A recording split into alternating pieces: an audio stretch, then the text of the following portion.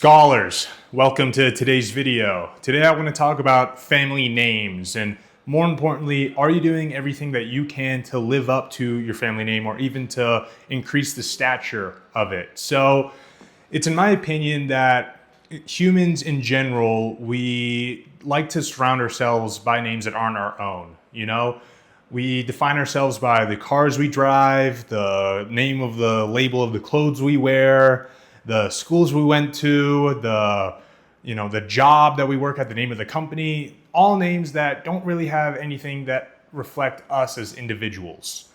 Because of that, we've kind of lost the meaning of what we take pride in. And really, I think we should be taking more pride in our family names because at the end of the day, your family name is a direct reflection of your reputation. The actions of your family members define how people are going to be looking at you before they even get to know you. If you have a last name like Kennedy or Rothschild, before I even know you, I'm going to have a decent idea of your character and the values that your family has put onto you. So I know like how important you are, how much I should respect you, that kind of thing. So I'm not suggesting that everybody should have that kind of stature with their family because chances are you probably don't. I certainly don't. However, that's just the large scale. Like let's look at it also works the other way. Let's look at like a Bin Laden. Are you going to trust Bin Laden? Unlikely, because that name has kind of been tarnished forever. So, but like I said, it also works on a smaller scale as well. Like I think many people can relate to this situation where it's like you have an older brother who goes to school, maybe he acts like he's the bad boy in class or whatever. So then like when the younger sibling, the younger sister, younger brother comes in, we've all seen the situation. The teacher's like reading attendance the first day. Oh, you have the last name Maxwell. I taught your older brother. He was a dick. I'm going to treat you differently now. So I don't know. When you make actions in your life, I don't think enough people are thinking, how is this going to affect my family name? Is it going to increase or decrease the stature of my family, but with what I'm doing? I think a lot of people are pretty selfish in that way, and they don't really take that into account, especially in the West, where the value of your family name, I think in recent times has definitely been diminished because, I don't know, you can chalk it up to family values, or you can say, hey, listen, like people can move all around the world nowadays. The stature of your name in your community, it doesn't have as much cachet as it did 50 years ago, where like, oh, that's the Brunson family or whatever. They're good people, but look at the Wilkersons, they're not so good people.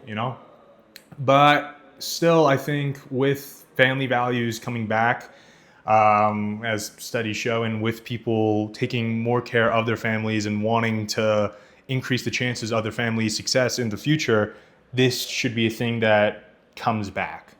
Every single time you take an action, every single time you think about, you take a big risk or whatever, think about, okay, if this pays off, are my siblings, are my grandparents, are my family, are they going to have to answer for me? Because if something is newsworthy, and I don't know like what kind of community you live in, if it's big or small, but theoretically, if everybody in your community learns about your actions, are they going to treat your parents differently? Are they going to treat your siblings differently? If you do something bad, is your mom going to have to like explain to like her friends like, oh yeah, he's his own man? Because at the end of the day, whether we want to admit it or not, you are a representative of your family. It doesn't matter if you drive a Ferrari and wear Gucci and went to Harvard, or any of that. If you surround yourself, if you put all the great names on yourself, at the end of the day, the thing that truly defines you is the name that you have been bestowed upon by your family. So I think that's very important. It's also very important when it comes to selecting a spouse. Is this person, if they take my last name, are they going to increase the stature of my family or decrease it? I think of course we romanticize love because, that's in the name of it, of course. But if my wife, if she is going to act like a fool and if she's going to treat people poorly and she's going to be carrying around my last name, am I gonna have to suffer? Is my family gonna have to suffer? Remember, I like that quote. It takes, it takes a lifetime to build a reputation, but it takes only 5 minutes to destroy it.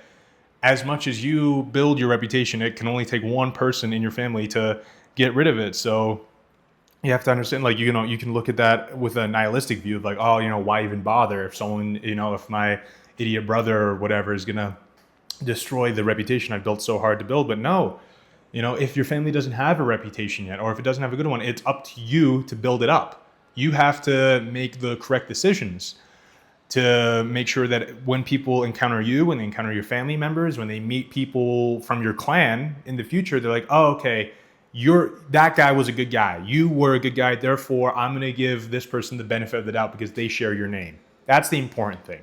And the only way to increase the reputation of your family, to increase the cachet that your family name brings, is to increase the reputation. And to do that is to be just a good person. If it's a roundabout way of saying it, but just be a good person, because not only is it going to benefit you in the long run by building your reputation, it's going to build up your families. And yeah, of course, that's corny advice, whatever you want to say, like, be a good person. But I think this should just add another level to it, because you're not only living up to yourself, you're living up to your family members, current and the future ones. I like to watch those Taylor Sheridan shows. I like Yellowstone, but I really like the prequels, like the old ones, the 1883, 1923, all those ones, because like it gives you an idea of like, okay, the actions that these people take at that time, they set up the reputation and they set up the values that a family will have 100 years later. What the actions your family takes in 100 years, you have more of a result on it, on how they are going to behave than you think. So if you just flip a switch and your family is outlaws, criminals, whatever, if you flip a switch, you become educated, you become a pillar of your community. Sure, maybe it won't have an immediate effect, but over the long run, if more and more people in your family act the way that they should be acting, then your reputation, your family name will increase. Are you living up to your current family name? Is that a good thing? Is that a bad thing? And you should be defining yourself by your family name more than you should be defining yourself by any other name. I like this Chad Johnson quote. I like it because he was notoriously cheap when he was in the NFL, and people were like, why don't you have a Ferrari or a Lamborghini when you pull up to the club? And he was like, listen, my name is bigger than any car I pull up in. When I pull up in a car, people aren't going to say, hey, did you see the guy who dropped out of the Ferrari? They're going to say, hey, Chad Johnson got out of the Ferrari. So why bother with the Ferrari? And I think it's very much the same thing. Don't let other things define you. You should define yourself, and you should be able to define what your family stands for the good. Because in the long run, your reputation is the most important thing that you can have. And people are, like I said, people are going to make automatic assumptions on you based on actions of the previous people in your family, but also you can have a direct effect on not only yourself, your reputation, but on the family members that you will have now and in the future. If you yourself are a good person, your name is Johnson or whatever, like Chad Johnson. If you yourself are a good person and your last name is Johnson, then when people meet your younger brother Brad Johnson, they're gonna be like, oh, Chad's a good guy. You were raised in the same house, you probably have the same values as families do. I'm going to treat you with the same amount of respect. And I think this is in general, just to leave this, I think this is a lost art and that many mainly American families miss, because it's very much what can I do for me? I don't care about the rest of my family. What can I do to get rich quick?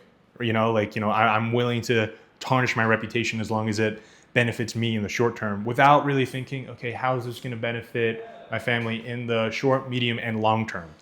Not enough people are thinking about that, and I think that's a big mistake. So I just want to leave it at that. And ending comment is, be a good person, because that's going to benefit you, but also it's going to benefit the people that you love in the long run. Because guess what? People do judge books by their cover, and the first cover that people are going to be judging you on is your last name and who you are automatically associated with. So great. Thank you for watching, and I'll see you guys on the next one. See ya.